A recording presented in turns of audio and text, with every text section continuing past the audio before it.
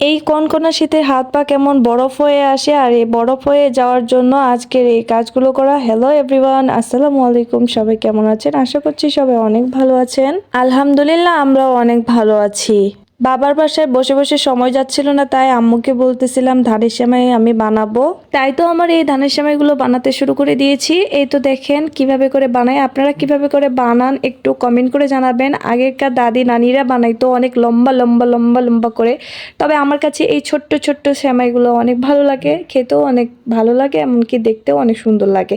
আপনাদের কাছে কিরকম লাগতেছে অবশ্যই কিন্তু কমেন্ট করে জানাবেন। আর হ্যাঁ, এই শীতে কিন্তু অবশ্যই গরম লাগবে এই কাজটা করলে। আপনারা চাইলে ট্রাই করতে পারেন, বাসায় বসে না থেকে এই কাজগুলো করলে আপনারা নতুন নতুন আইটেমের কিছু খেতেও পারবেন, এমনকি আপনাদের গরমও লাগবে। আর বাবার বাসায় যেহেতু এসেছি, না খেলে কি হয়। কিন্তু একটা জিনিস মন খারাপ হচ্ছে অনেক, আইনের আব্বু কিন্তু এই ধানের সেমাইটা অনেক পছন্দ করে।